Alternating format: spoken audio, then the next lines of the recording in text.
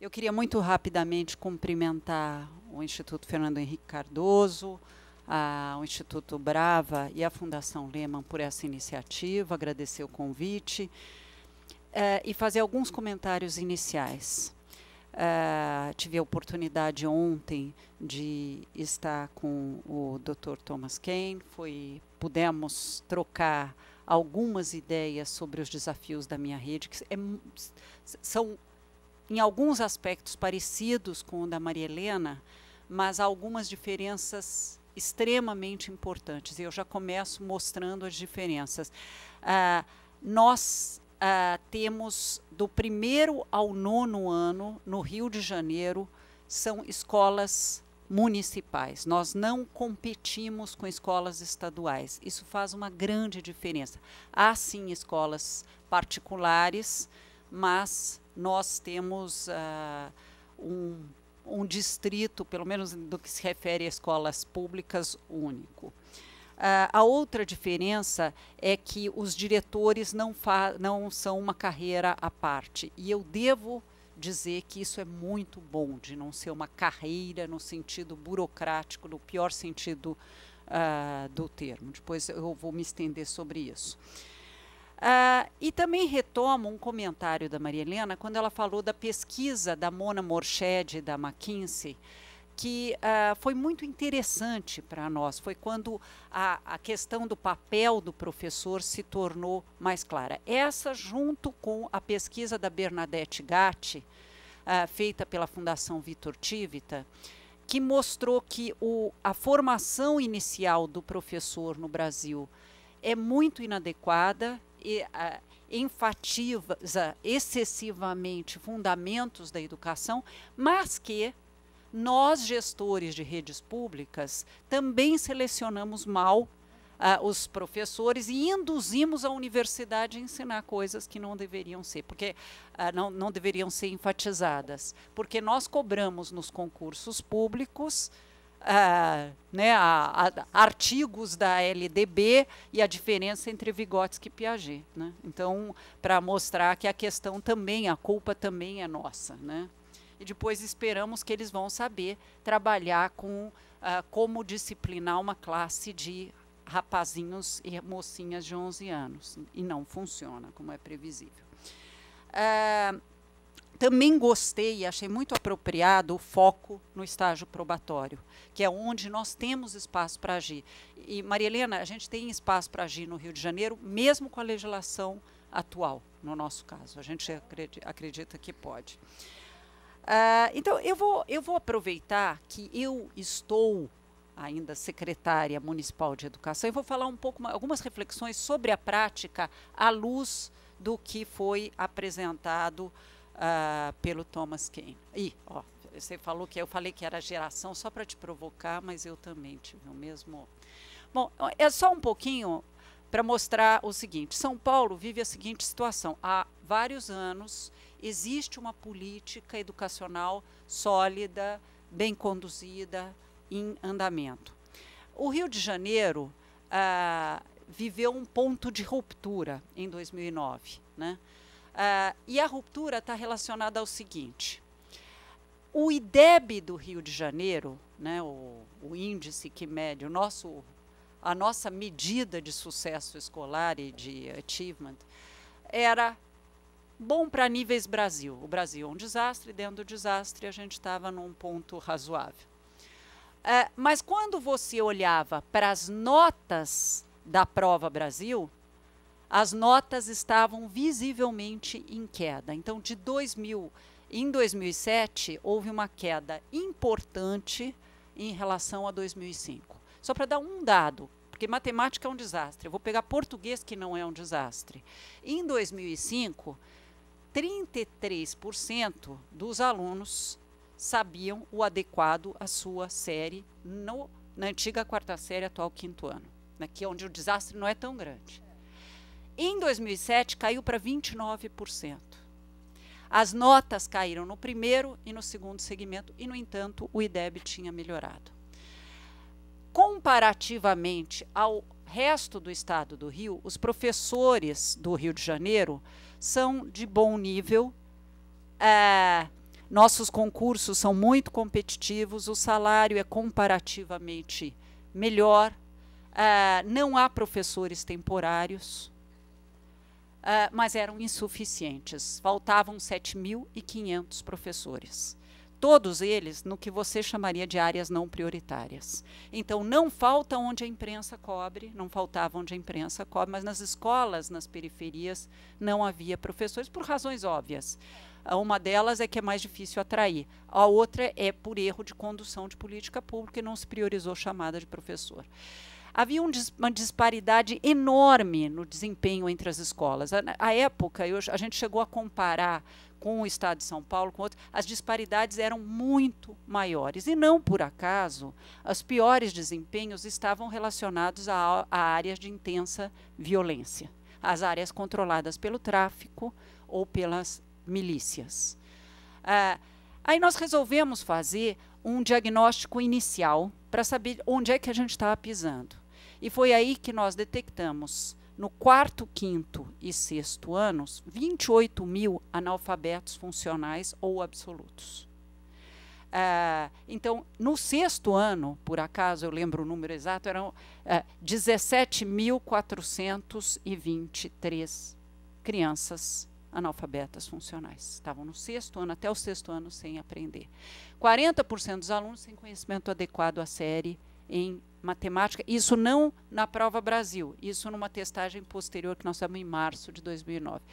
E havia uma insatisfação muito grande dos professores com a progressão continuada. O prefeito foi eleito com uma proposta na campanha dele, aliás, os dois adversários na campanha de prefeito colocaram na sua plataforma acabar com a progressão continuada. Tal a insatisfação expressa pelo eleitorado, sejam pais de alunos, sejam professores.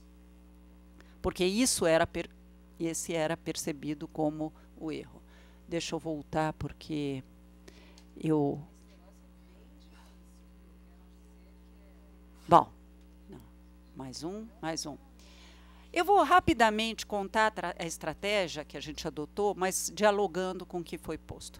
Para nós, eu acho que se a gente fosse pensar no ponto inicial e central, tenha muito a ver com uma coisa que a Mona Morshed enfatizou na pesquisa, na segunda pesquisa dela. A Mona Morshed, da McKinsey, disse, na segunda pesquisa, que a lição de casa, né, de cada rede é diferente dependendo do estágio em que ela se encontra na sua evolução. Parece óbvio, mas nem sempre a gente pensa assim. Muitas vezes a gente quer copiar a Coreia ou quer copiar a Finlândia, né? E a questão central para redes que estão muito atrasadas, que é o caso do Brasil, nós somos em 53º lugar no PISA, e o Rio não é diferente do Brasil nesse sentido, é ter um currículo claro, é centralizar, sim, e aqui, desculpe ser muito franca, é parar com esse discurso vazio de autonomia, como se fosse liberdade de cátedra para o professor, que não funciona. A Maria Helena, numa entrevista nas páginas amarelas da Via, já falou uma coisa que eu acho que é decisiva. O diretor é como se fosse o maestro de uma orquestra. Agora, se cada músico tiver uma partitura diferente, não vai funcionar. Educação é um trabalho de time. E se você olhar para a gestão de rede, é mais ainda. É mais ainda. Então, a primeira coisa que a gente fez parece óbvia, mas não é o que todas as redes estão fazendo. É ter um currículo municipal muito claro e fugir da linguagem que esconde o conteúdo. Então, é com linguagem que pai e mãe, com o nível médio completo, consiga entender, organizado por bimestres, e nós fazemos uma coisa que permite o que o Dr. Thomas Kean falou aqui, que é avaliar ao longo do ano o professor, que é prova bimestral unificada. Não é avaliação externa, mas é como é unificada, você entende no que a criança está, e onde que a escola está indo mal. A cada 2 meses, não em todas as áreas, mas em português, matemática, ciências e redação. Nessas 3 áreas. Não, por acaso, as 3 competências avaliadas no PISA e mais redação. Essa prova é aplicada pelo professor e é corrigida pelo professor, portanto, não é avaliação externa, mas traz resultados interessantes para a percepção do professor de sua aprendizagem, mas, sobretudo, para o diretor da escola. E aqui, falando do diretor, na rede municipal carioca, o diretor é eleito pela comunidade escolar. Grande risco de corporativismo, é verdade, mas muito protegido contra a indicação política de diretor, que é o risco oposto ao de São Paulo. Provavelmente São Paulo optou por carreira, lá nos anos 70, 60, para evitar a indicação política. A eleição protege mais. Nós achamos importante agregar isso uma certificação prévia dos candidatos. Então, isso foi introduzido a partir da última eleição, que foi feita em 2011. Então, eles começaram em 2012. 5.000 pessoas se candidataram para mais ou menos 1.300 posições. Foi muito competitivo, eles fizeram um curso antes, uma prova, e tiveram que defender um projeto frente a uma banca. Com isso, nós imaginamos ter melhorado, eu digo imaginamos porque passou pouco tempo, a qualidade dos professores. Material estruturado, nós também usamos material estruturado, isso também para nós é decisivo. O material se faz de duas maneiras, na forma de cadernos pedagógicos, como São Paulo faz também, mas um portal de aulas digitais. E um portal feito pelos próprios professores. Nós achamos muito importante, aí vem um comentário que é importante, não se transforma a educação sem a cumplicidade, sem o trabalho conjunto do professor. Eu não conheço reforma que deu certo sem ser junto com o professor. Quando se passar uma percepção de que é contra o professor, que o professor é o culpado, a batalha a gente já começou perdendo. Então, ao mesmo tempo, ser firme, porque o ensino tem que ser dado, mas ganhar a adesão do professor é o esforço que nós tentamos fazer lá no Rio de Janeiro. Então, a elaboração das aulas digitais é feita por professores de sala de aula. Nós fizemos um chamamento a professores que queriam elaborar, mas a condição é que eles estivessem em sala de aula. A Educopédia, que vem dando muito certo na nossa rede. Então, aula a aula, ela pode ser projetada do 1º ao 9º ano. Não é de uso obrigatório pelo professor. Fizemos uma pesquisa de uso, 60% dos professores de 6º a 9º, que é por onde nós começamos, estão usando. Investir muito na formação do professor. E aqui vem um comentário importante. Muito do que o Dr. Ken falou me parece extremamente útil para a formação continuada do professor. A observação de sala de aula é um instrumento interessante. A gente usou o método Stalins em 100 salas de aula, para fazer um diagnóstico geral da rede. A partir daí estabelecemos algumas recomendações, mas ainda gerais. Esse ano, nós estamos trabalhando desde o ano passado, com dinâmica de sala de aula na formação do professor, inclusive com a ajuda da Fundação Lehman, e tem dado muito certo. Agora nós vamos introduzir a figura do professor tutor. Isso já está num decreto aprovado pelo prefeito, vem junto com a escola de formação de professores que nós criamos, o professor tutor é um professor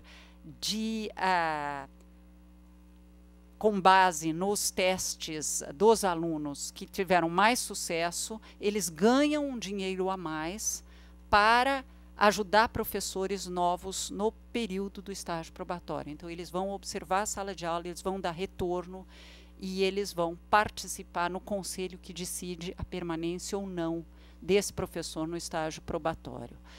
A outra estratégia fundamental é, se temos analfabetos funcionais, a alfabetização inicial tem que ser melhorada.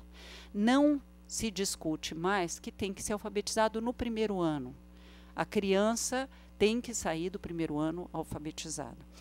O que quer dizer exatamente alfabetizado? A gente poderia levar horas discutindo aqui, mas a ideia, a força foi estabelecida. E como é que a gente fez? Uma grande capacitação para todos os professores, realfabetizar todos os analfabetos funcionais, e a gente começou nosso sistema de reforço escolar com a realfabetização de todos os analfabetos funcionais, mas melhorar brutalmente a alfabetização inicial. Nós mantivemos o ciclo, o único ciclo que foi mantido foi o ciclo primeiro, segundo e terceiro anos, mas com avaliação externa ao final do primeiro ano, para saber, há provas bimestrais também no primeiro ano, e no final a gente faz avaliação externa. 83% dos nossos alunos estão saindo alfabetizados do primeiro ano. Não acho que isso é fantástico, mas vem não crescendo. E tudo que nós estamos fazendo, o foco é a aprendizagem. A ideia é, chega de prédio que seja a marca do governante, chega de colocar como educação coisas charmosas, algumas delas até importantes, educação ambiental é importante, etc. Mas o fundamental, se eles não aprenderem português, matemática, não se ampliarem o repertório, as coisas não vão andar. Enfatizar matemática e ciências, há muitas oportunidades para engenheiros do petróleo, para outras coisas surgindo no Rio, e o Rio não tem engenheiros, não tem técnicos na quantidade que a gente precisa, e um projeto especial para essas áreas conflagradas. As nossas áreas prioritárias juntam duas coisas. Uma é estar em área conflagrada, e para isso nós temos o projeto Escolas do Amanhã. Nessas escolas do amanhã, o professor ganha mais, nós temos um ensino de ciências diferenciado, temos uma série de coisas que eu não vou poder mostrar aí, mas só para dizer que o professor ganha mais, o aluno tem muita oficina de pós-escola, tem uma série de características interessantes. E adequar o ensino para cada etapa de desenvolvimento de criança e adolescente. Adoraria falar disso com calma. E desenvolver hábitos e valores que enfatizem, já que acabou a aprovação, a progressão continuada, esforço pessoal. Ao mesmo tempo, monitorar muito bem os professores para evitar que o fim da aprovação automática vire reprovação automática. E a autonomia do jovem. Eu só vou terminar, já que meu tempo se esgotou. O que é o futuro dessa rede? Há uma questão que Maria Helena levantou, que é de fixar o professor. Nós também temos alguns problemas parecidos com fixar o professor. Todos os concursos novos nossos são para professor de carga horária de 40 horas, e todas as escolas estão sendo colocadas em turno único de 7 horas, ou seja, horário tipo 8 às 3, com mais horas de oficinas depois, mas com currículo de 7 horas, não com algumas oficininhas ou coisa assim. E o uso da tecnologia para formar os professores e para o processo do ensino. Eu consegui estragar de vez a minha fala final. Espera um pouquinho que eu já chego lá. Bom, eu ia fazer um grand final que não dá tempo de fazer, mas a ideia é basicamente resgatar o valor do professor e o da escola pública e envolver toda a sociedade na transformação da educação carioca. Eu deixo aí o meu e-mail, mas também o meu Twitter, porque eu, desculpe fazer meu comercial final, eu dialogo diariamente com 37 mil pessoas, dos quais 95% são professores da minha rede. Isso é fundamental para garantir a transformação, e tem sido fundamental, que a gente tenta fazer na educação do Rio. Muito obrigada.